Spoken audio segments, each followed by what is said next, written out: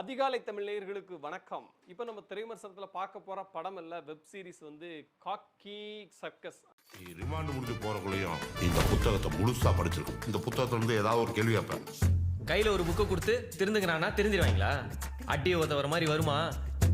ஆனா ஒரு போலீஸ்காரர் இருக்கிற இடத்துல திருடணும்னு நினைச்சானா அதுதான் அவனுக்கு கடைசி திருட்டா இருக்கும். அதாவது ஒரு போலீஸ்காரங்கள்ட்ட ஒரு திருடன் வந்து என்னென்ன சர்க்கஸ் வித்தெல்லாம் காட்டுறான் அப்படிங்கிறத அந்த சீரிஸோட ஒன்லைனாக இருந்துச்சு. சீரிஸோட துவக்கம் எப்படின்னா, ஒரு போலீஸ் ஸ்டேஷன் உள்ள ஒரு கண்ணகிக்குன்னு சொல்லி ஒரு உண்டியல் வச்சுருக்காங்க. அது ஏன் கண்ணகிக்கு உள்ள உண்டியல்னா, கேரளாவில் இருக்க கண்ணகி கோயிலுக்காக இங்கே ஸ்டேஷனில் வந்து ஒரு உண்டியல் இருக்கும். கைதிகள் போலீஸ்லாம் அதில் காசு போட்டுக்கிட்டே இருப்பாங்க. அதுக்கு பின்னாடி வந்து வருஷத்தில் ஒரு வாட்டி கண்ணகி கோயில் திருவிழா நடக்கும்போது அந்த உண்டியல் வந்து அந்த கோவில் நிர்வாகத்துலேருந்து வந்து எடுத்துகிட்டு போவாங்க. இது ஒரு ஐதீகமாக அங்கே இருக்குது. அந்த உண்டியல் வந்து ஒரு கட்டத்தில் திருட போகுது. அப்போது எல்லாத்துக்கும் பயங்கர ஷாக்கு. கோயிலிருந்து வந்து கேட்டால் ரொம்ப அசிங்கமாக போயிருமே அப்படின்னு சொல்லிட்டு என்ன பண்ண அப்படி விழிபிதுங்கி நிற்கும்போது ஹீரோ சுபாஷ் செல்வம் என்ன பண்ணுறாருன்னா, அவர் வந்து ஒரு லோன் போட்டு அந்த காசு அந்த உண்டியலில் வச்சு அது கொடுத்துடலாம், நம்ம திருடனை ரெண்டாக கண்டுபிடிக்கலாம் அப்படின்ற மாதிரி ஒரு முடிவுக்கு வர்றாரு. மற்ற போலீஸ்காரங்களும் ஓகேப்பா, எப்படியா பிரச்சனை சால்வ் ஆன ஓகே அப்படின்ற மாதிரியான ஒரு மனநிலைக்கு வந்துடுறாங்க. அதுக்கப்புறம் அவர் திருடனை கண்டுபிடிக்கிறதுக்கான விதத்தில் வந்து அப்படி ஓடிக்கிட்டு இருக்காரு. அது ஒவ்வொரு எபிசோடாக அப்படி நடக்கும். முடிவில் ஒரு திருடன் நெருங்கினாரா, யார் அந்த திருடன் அப்படின்னு பார்த்தா அந்த சீரிஸோட கதையாக இருக்குது. சுபாஷ் செல்வம் பார்க்க வந்து கொஞ்சம் எலெக்டான ஆர்ஜே பாலாஜி மாதிரி இருக்கார். ப்ரெஸ் மீட்டில் கூட சொன்னாங்க. அவர் வந்து நடிப்பை பொறுத்த வரைக்கும் ஓரளவு கூடுமான வரல அங்கங்கே கரெக்டாக சமாளிச்சிருக்காரு. காதல் காட்சிகளில் உண்மையிலே கொஞ்சம் எஃபர்ட் போட்டு அவர் நடிச்சிருந்தார்.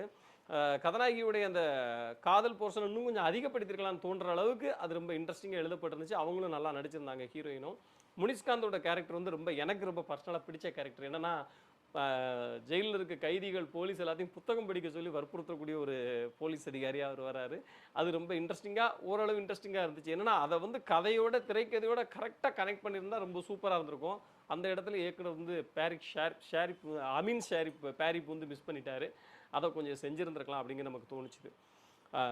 இப்போ நம்ம இப்படி பார்த்துக்கிட்டு இருக்க நேரத்தில் ஒரு முக்கியமான அம்சம் என்னென்னா, சினிமாட்டோகிராஃபி வந்து இப்போ ஜி5 என்ன பண்ணுறாங்கன்னா, சின்ன பட்ஜெட்டில் ஒரு வெப் சீரிஸை பிடிச்சி கடன்னு எடுத்து முடிச்சு 1.5 மாதத்தில் ஒரு வெப் சீரிஸை முடிச்சு ரிலீஸ் பண்ணுற லெவலுக்கு போயிட்டு இருக்காங்க.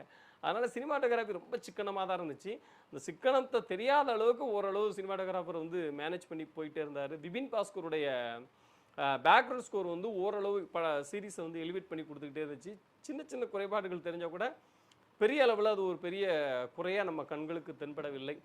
இப்போ வந்து நம்ம இயக்குனர் திரைக்கதையில் என்ன நம்மளுக்கு ஒரு சின்ன விஷயமா தோணுச்சுன்னா, இது வந்து ஒரு சிறிய சம்பவம் தான். இதனால் நமக்கு அந்த சமூகத்துக்கோ இல்லை காவல்துறைக்கோ ஒரு பெரிய பாதிப்பை ஏற்படுத்தக்கூடிய ஒரு சம்பவமாக இது இல்லை. அப்படிங்கிறதுனால திருடன் யாராக இருந்தால் என்னப்பா, ஒரு உண்டியில் தூக்கிட்டு போயிட்டா அவ்வளோதானே அப்படின்னு சொல்லி அந்த சீரீஸுக்குள்ளே அவங்க வச்சுருக்க அந்த பாதிப்பு வந்து நமக்குள்ள ஒரு பாதிப்பை ஏற்படுத்தலை அப்படிங்கிறது ஒரு பெரிய மைனஸ் ரைட்டிங்கில். அதை இன்னும் கொஞ்சம் ஸ்ட்ராங்காக கொண்டு வந்திருக்கலாம். இதுக்கு பின்னாடி ஒரு பயங்கரமான எமோஷனல் வச்சுருந்துருக்கலாம். அந்த திருடனை நடிச்சக்கூடிய அந்த மலையாள ஆக்டரோட கேரக்டரிஷனும் அவருடைய நடிப்பு ரொம்ப நல்லா இருந்துச்சு. அவரோட ஜோடியாக வரக்கூடிய ஒருத்தவங்களுடைய நடிப்பும் ரொம்ப பிரமாதமாக இருந்துச்சு. இதை மட்டும் இன்னும் கொஞ்சம் கரெக்டாக ப்ளே பண்ணியிருந்தால் ஒரு நல்ல வெப் சீரிஸாக வந்திருக்கும். இல்லை அப்படின்னா இதையே ஒரு 4 எபிசோடில் முடிச்சிருந்தா ஓகேவாக இருந்திருக்கும். இத்தனை எபிசோடாக இதை இழுக்கணுமா அப்படிங்கிற மாதிரி நமக்கு தோணிக்கிட்டே இருந்துச்சு. உங்களோட நேரம் நிறைய இருக்குது அப்படின்னா நீங்கள் வந்து ஜி5 இதை ப்ளே பண்ணி பார்க்கலாம்.